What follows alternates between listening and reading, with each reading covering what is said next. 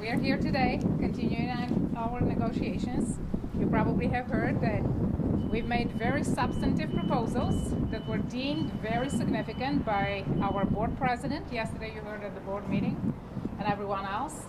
We have been waiting for responses. We received initial responses on some of our proposals this morning, not on all of them. We're looking to continue to have discussions. We'll continue to be focused on achieving a contract that is honoring our teachers and educators, at the same time protecting instructional time for students, protecting good conditions for children, families, and everyone else in our schools, and also making decisions that will be fiscally responsible for our district for the long run.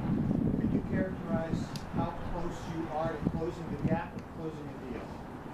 So lately the focus has been on three sticking issues. You probably have heard about them. That was discussed on Wednesday, that was discussed yesterday. Specifically, preparation time, evaluations for teachers, and some increases in salaries for veteran educators. We have, again, provided substantial proposals on all three issues, which were deemed very significant. And I believe that our proposals are worth accepting it. They're really strong proposals that are meeting the needs of everyone. We will see where the discussions will continue to go. You go ahead.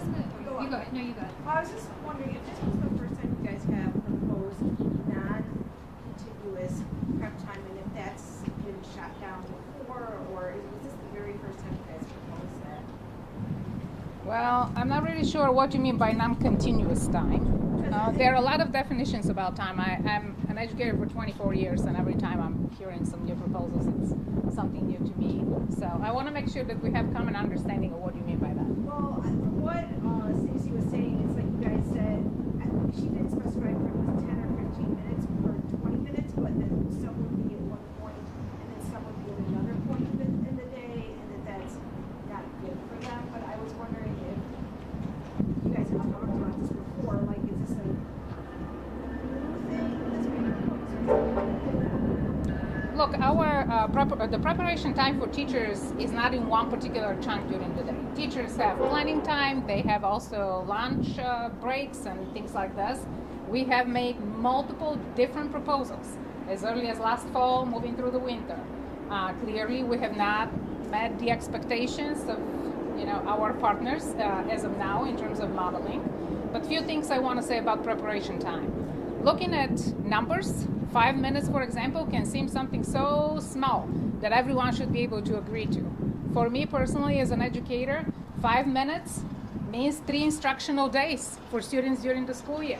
10 minutes means 6 days, and you can keep on multiplying.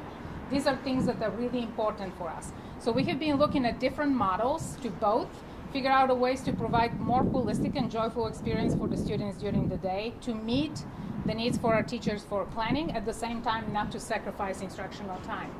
Look, we have heard that the desire is to be continuous minutes, but also I have heard from teachers directly and also here during some of our sessions that they also are looking for time before the start of the school day. So before the students arrive, teachers come in the buildings ahead of that. Right now, the schedule is such that teachers are scheduled to arrive with the students. So we have been looking at different proposals.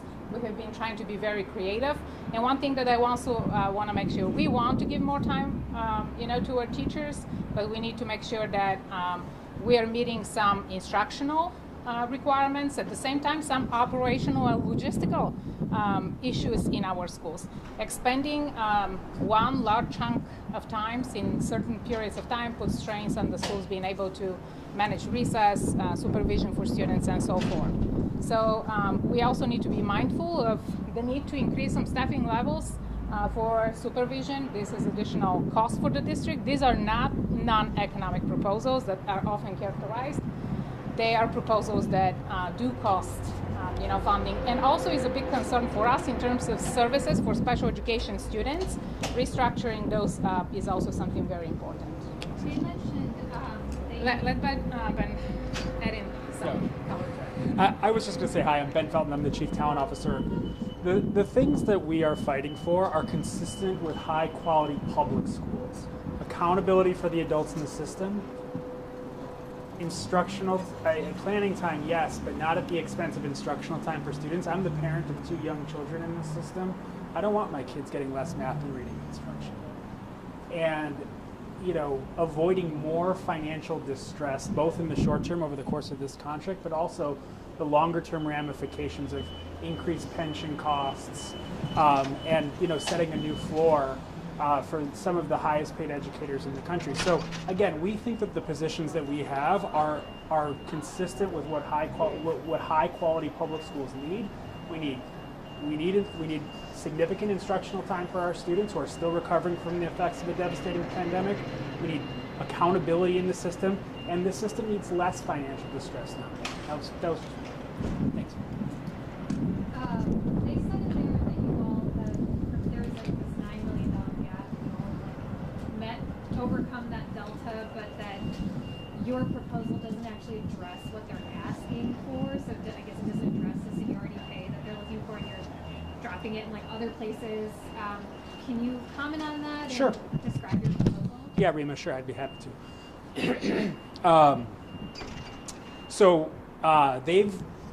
The way that educators are paid in Chicago public schools are both, they get cost of living adjustments and they get a step increase. So the average, most CPS teachers, 75% of CPS teachers get that annual COLA. I've gotten an annual COLA in some years. And then they also get that step increase on top of that.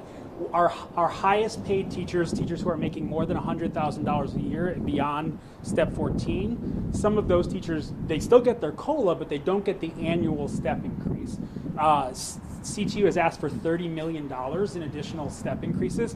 I would add that the $30 million, sets a new floor that's backloaded because they've proposed ramping that up over the years. So that would be the new floor for a new contract going forward, but it also has significant pension implications for us because pensions are calculated based on any employee's last few years of service. So we have met them halfway on that. In fact, more than halfway. They've asked us to eliminate all of the multi-year step years. We've committed to adding 3 multi-year steps and moving one $550 step to $1,000. That is more than the independent fact finder recommended, but we met them more than halfway. So that's about $21.5 million. And then to even meet them further, we added an additional $9 million for pay that address some of the key issues that they've been asking about: stipends for national board certified teachers, stipends for clinicians, and additional incentives for some of their substitute teachers. They rejected that offer this morning, Thursday, and so we're still trying to work through how to meet their needs. Candidly, these are some of the highest paid teachers in the country. We're really proud of that, but we also have to be strategic with our resources to make sure that the district isn't sinking into more financial peril. But can you give us a sense, do you think you can land the deal on Monday when you guys come back to negotiate? It's a really good matter, right? Yeah. I'm just trying to get some I'm sorry, sense. do you have- Right. We are coming every time with the hope that we'll land the deal. Let me just say this. We were here yesterday, we're here today, we'll continue to be here.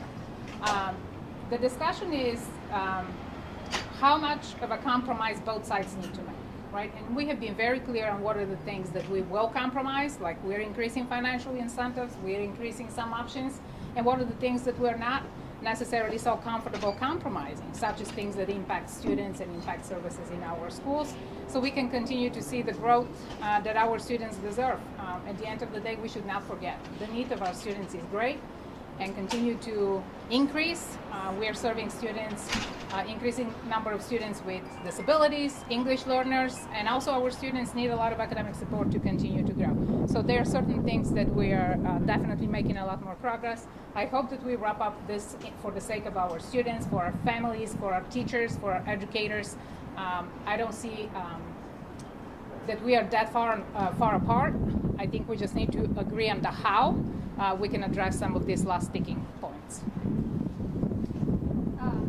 Just a quick follow-up on the $9 million. So if it's just they're asking for $9 million, you guys are putting $9 million on the table.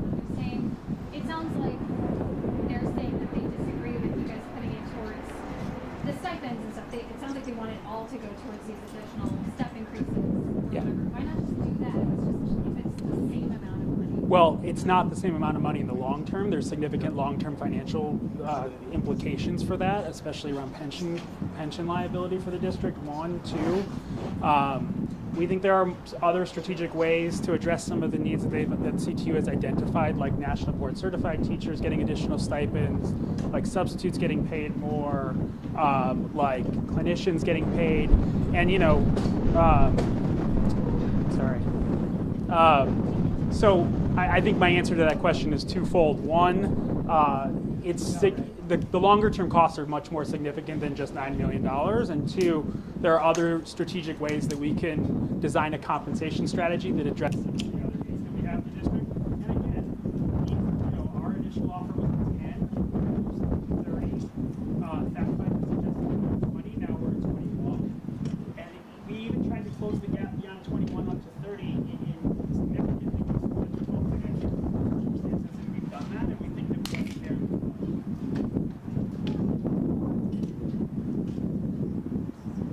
Anyone else?